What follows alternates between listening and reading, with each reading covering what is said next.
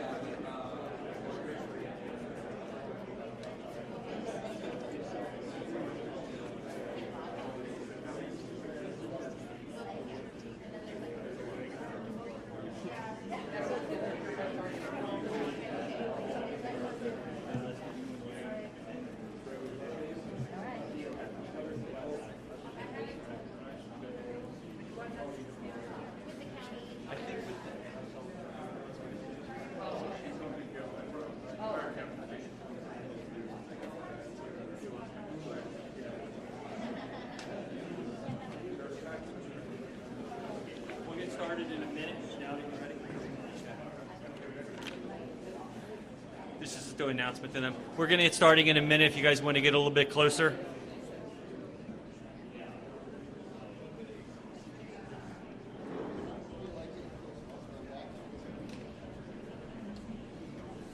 To the media, if we could just ask one question per reporter as they go through to help expedite it, so we can keep the press conference going. Well, they'll be available afterwards. Okay.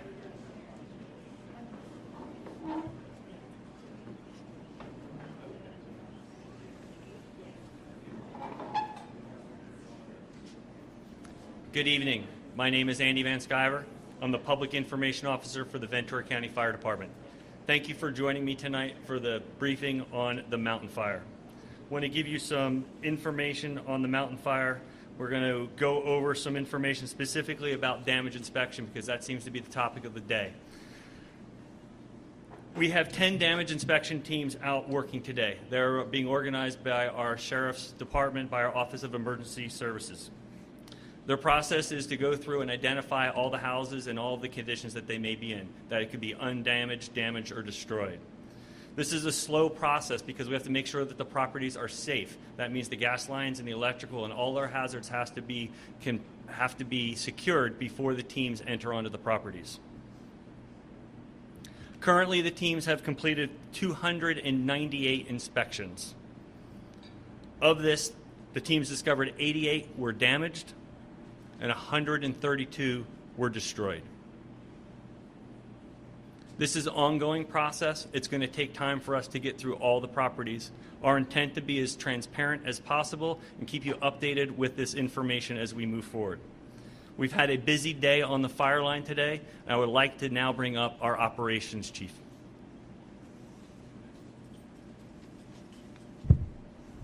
All right, good evening. My name is Nick Cleary. I'm Battalion Chief with Ventura County Fire, working as day operations on the mountain fire. So not having a map, I recommend that you guys go to any of the websites to look at the map. So as I'm talking and describing it stuff, you can kind of reference it back as I'm talking about it. So we'll go into Camarillo proper, which we're calling Branch 1. That's the Camarillo Heights. No significant growth in the perimeter today. A very good day of mop up around the structures. There's a lot of unburned islands of fuel in there that didn't ignite during yesterday's wind event, and so crews had to get back in there and cut those out using hand crews and engine companies.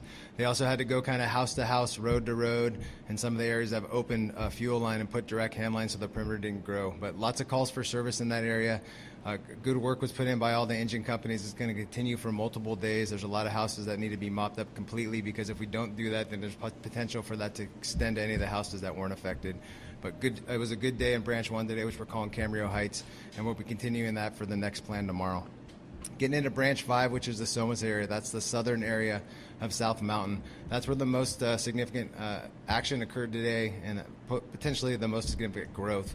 So we'll talk about Stockton Road, Waters Road, Bigsby Road. That's all in the east, southeast corner of the main body of fire.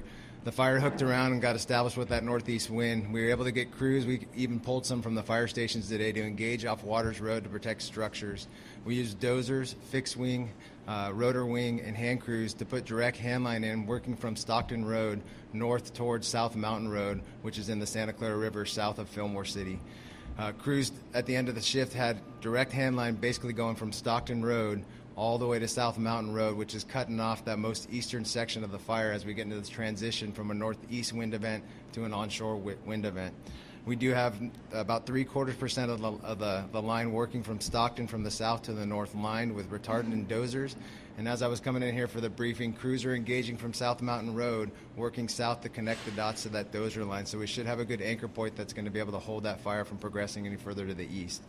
Walking around on the south side, Branch 5, Solano Verde, Somas area, no significant growth, lots of calls for service. And again, as the fire moved through yesterday with that northeast wind, there was a lot of unburned areas of fuel. And so today some of those pockets of fuel had opportunities to burn in between orchards. And so crews engaged in any hot spots within the structures, the orchards, and any of the unburned islands.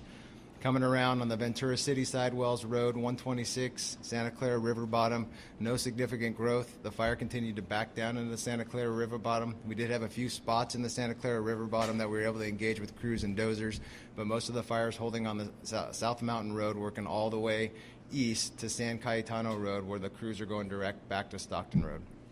That's the end of the report. Thank you.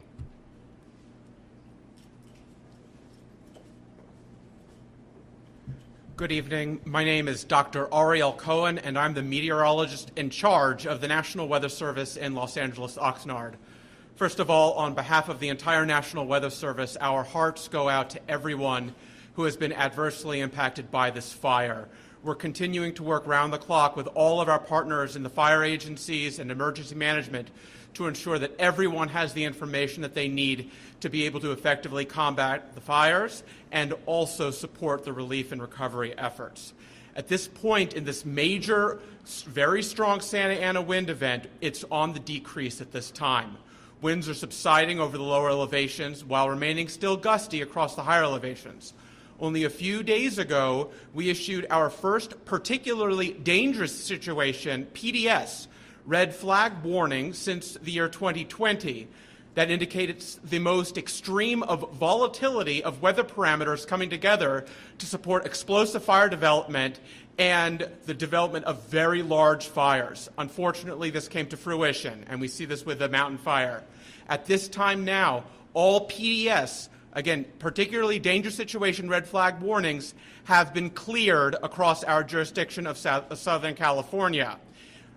In fact, in addition, red flag warnings for the entire area have also expired as of top of the hour, except for the mountains. So Santa Susana Mountains, red flag warning, the more traditional type, remains in effect into the overnight hours and through 11 a.m. on Friday, as we do expect the continuation of gusty northeasterly offshore winds in the 25 to 35 mile per hour range, with gusts to 50 miles per hour through the overnight hours. Again, those northeast to east-northeast offshore winds continuing, gusts up to 50 miles an hour in the mountains. By the time we get to 11 a.m. tomorrow, the winds will further subside across the region, and we are not expecting any red flag warnings to be in effect for the area. Now, we're still going to have dry conditions settle over the region. However, by later tomorrow, especially after 1 or 2 o'clock, we're going to get reversal of that flow, and onshore winds begin to kick in, and they'll begin to spread a weak marine layer onshore a bit, bring relative humidities up, and also have the potential to redirect any ongoing fire. So that'll be something to keep in mind as we go forward. When we get into the daytime on Saturday, that onshore flow is going to have a much wider impact across southern and central Ventura County, and we would expect that that will also moisten the area as well. Looking further ahead, unfortunately, we are looking at the potential for another weak to perhaps moderate Santa Ana wind event to bring the potential for critical fire weather conditions as we head into the early to midweek time frame of next week. So we encourage everyone to continue to monitor the latest information from the National Weather Service. Thank you.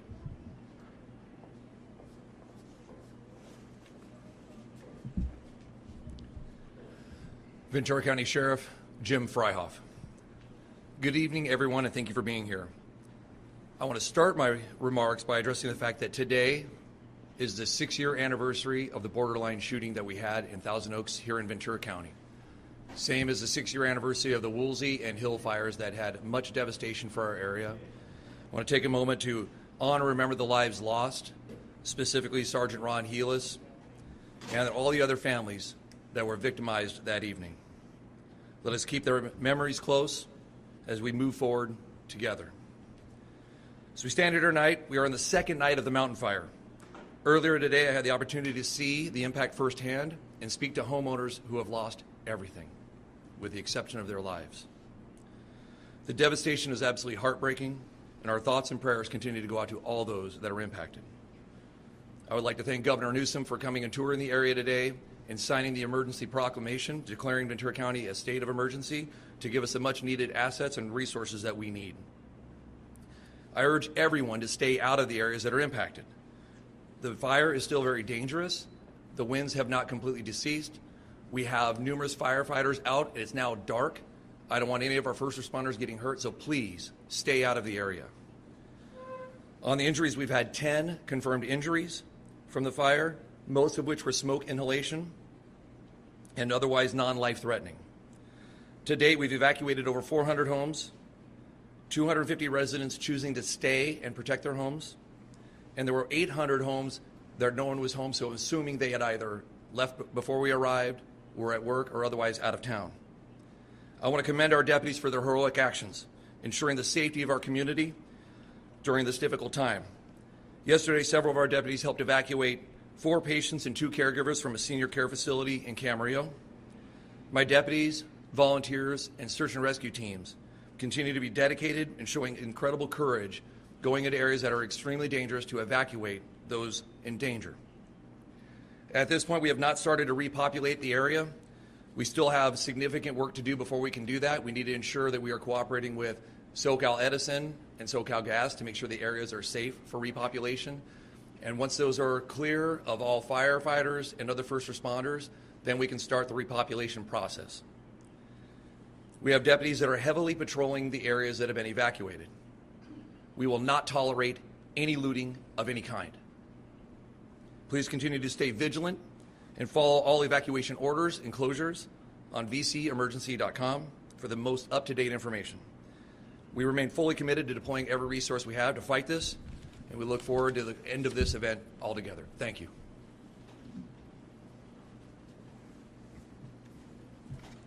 Good evening. My name is Tony Achapenti, Battalion Chief with the Ventura County Fire Department and one of the Unified Incident incident commanders with the Mountain incident. In addition, we're in unified command with CAL FIRE Incident Management Team 5 in the Ventura County Sheriff's Office. I just want to take a minute to recognize the aggressive full suppression strategy and effort put forth by the ground resources out there the last 48 hours. Crews are diligently and aggressively working to bring resolve to this incident as quickly as they possibly can, and that's what we'll continue to do in the coming days until we're able to safely and effectively get folks back into their homes and back to, what we would recognize as their safe spaces. I want to recognize the partner agencies that have been supportive, not just here in the operational area, but throughout the entire state of California. They expediently came to provide assistance in a time of need, and we're extremely fortunate that the mutual aid system within the state of California is what it is. Moving forward, we'll continue to find every opportunity to provide effective, expedient, and pertinent information to keep you as informed as we possibly can, and understand we're doing everything possible to get you back in your homes as soon as safely possible.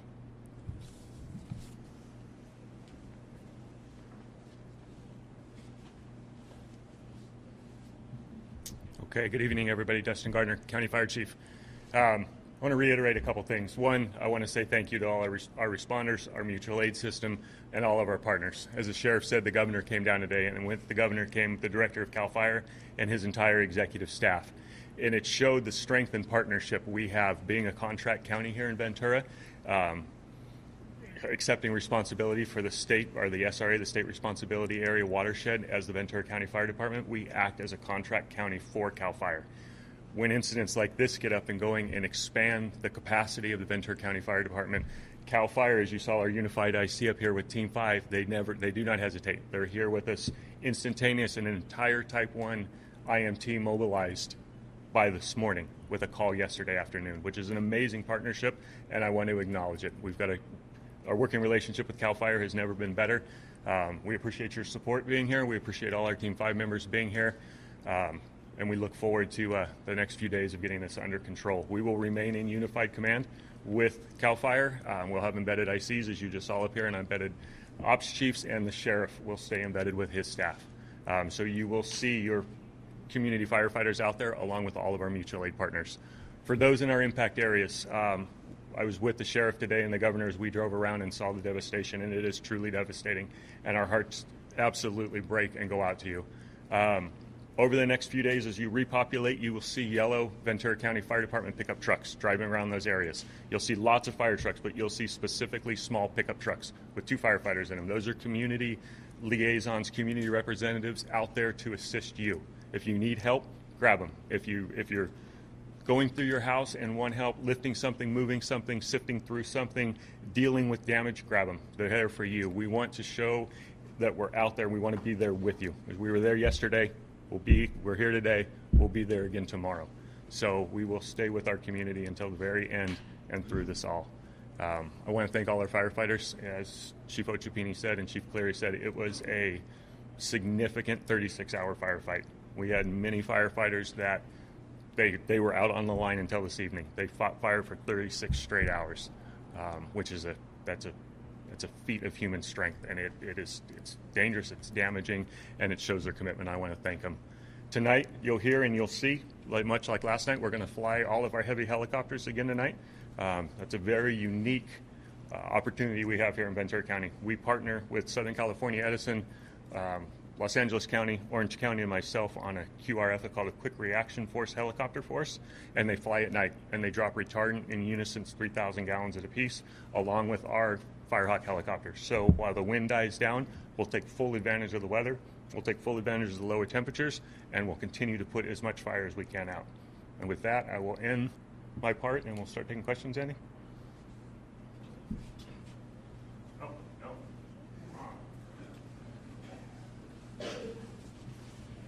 Thank you, Chief. My name is Kelly Law. I'm your County Supervisor Chair.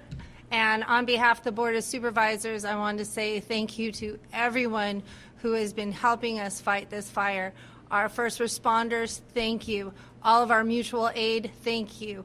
We really appreciate the cities, the state, the federal, all the agencies coming together to work for our county. We've had a lot of hard times in Ventura County, but We are very resilient, and I really want to say thank you to the coordination that is going. I don't think we have the best county ever, because this coordination only happens here, is what I hear, and I hold that true. Everyone is fighting for our community, for their houses, to really just cut this fire. And I wanted to say thank you to our city elected officials, our state officials, federal. We've got the city mayor for Tony Tremblay's here, Assemblywoman Jackie Irwin, Steve Bennett's been here, Senator Monique Limon, Congressman Julie Brownlee. We have our supervisors Jeff Garrell, Vianney Lopez, Janice Parvin, and myself. All of us are working behind the scenes trying to make sure the funding is here, the resources are here, and that everyone is aligned to help, working with our water districts and everybody. So just say thank you, our CHP. Please listen to what is being told to you. Go to vcemergency.com for the latest information. As you know, we're already working on recovery. You'll find that information there too. Please be safe out there, and have a wonderful night. Thank you. Thank you, Supervisor Long. As we transition into the question and answer session, we're going to bring each of the speakers back to the reporters can ask a question. I also wanted to add the acreage and the containment as we transition into that. The latest acreage is 20,484 acres, and we're still at 0% containment. With that, we're going to bring up our Operations Chief, Nick Cleary, for questions.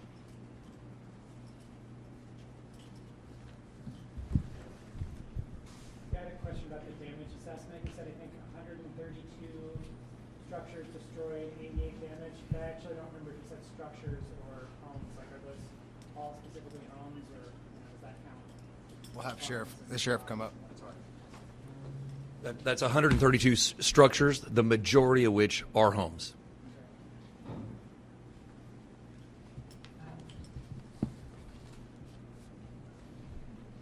Were those predominantly in the Camarillo Heights area, those homes, or was it kind of spread out throughout the area?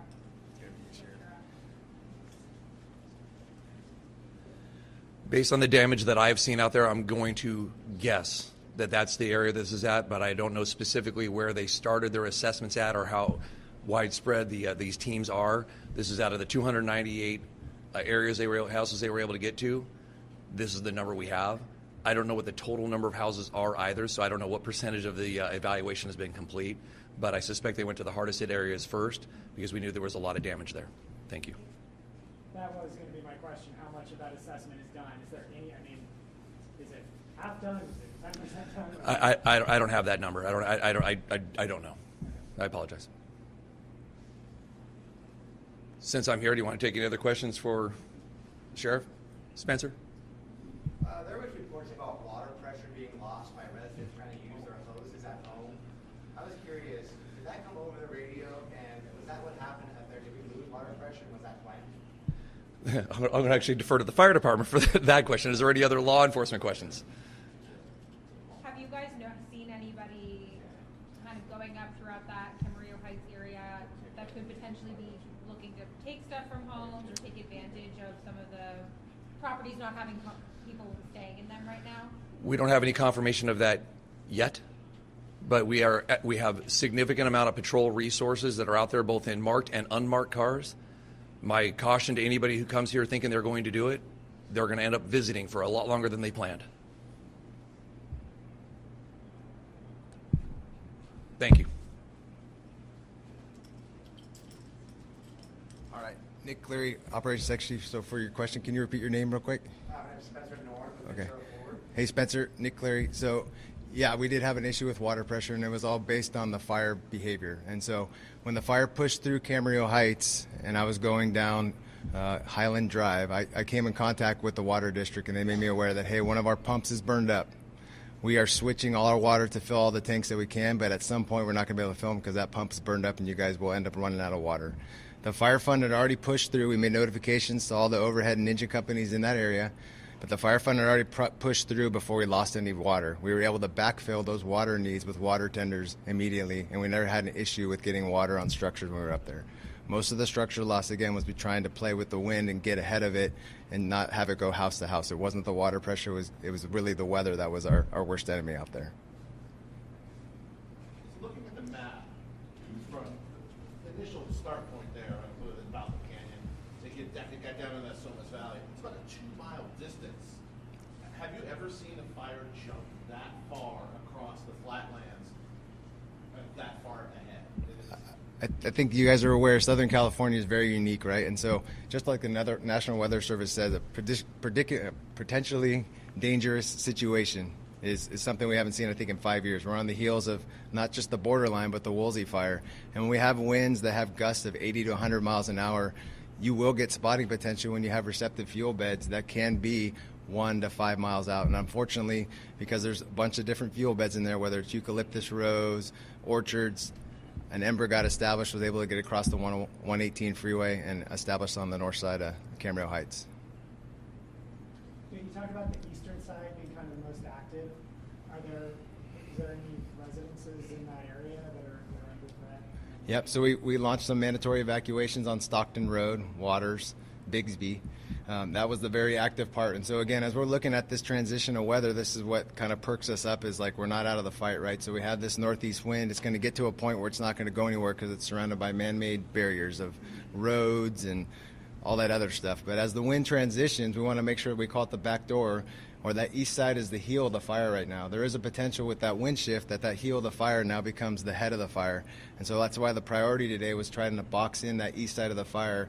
So when that wind shift does occur tomorrow, and it did occur a little earlier today, kind of closer to Wells Road, there was some onshore flow. But as you got kind of to Santa Paula, that's where it kind of stayed offshore flow. So at some point, we're going to have that transition. It's already starting to work its way there. And we want to make sure that we call it that anchor point. The heel is really bomb-proof and secure. And we're going to reinforce that, just like Chief Gardner said. We put retardant in there. There's dozer line in there. There's hand line in there. We're going to continue to reinforce that with night dropping rotor or aircraft tonight using the mobile retardant base. And then tomorrow, we're not just going to watch it. We'll get back in there, reinforce all that stuff, plumb it with hose, and make sure it's going to be holding as we transition through this offshore to the offshore to onshore wind event.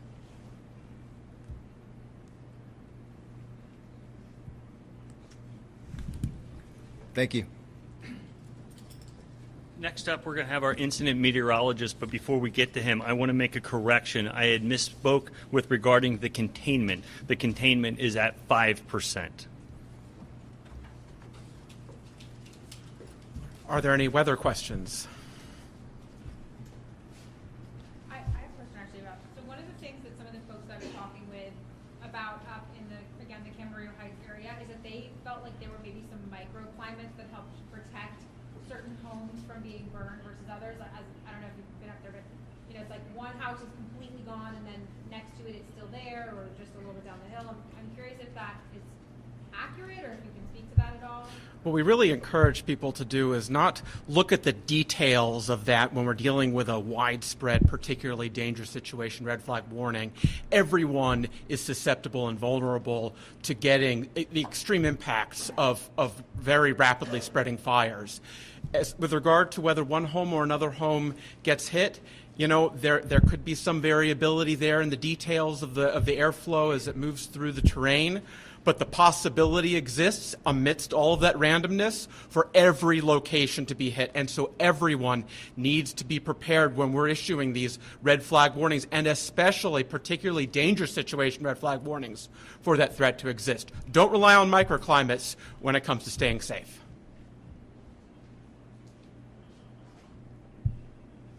Any other questions? All right, thank you. Thank you, Doctor.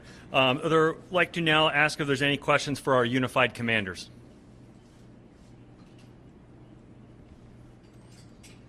Moving on. You mentioned 5% containment. Do you know where that is? What geographic area it is? We'll work on getting a map up that shows where that 5% is. Any questions for our unified commanders? Any questions for our Fire Chief Dustin Gardner?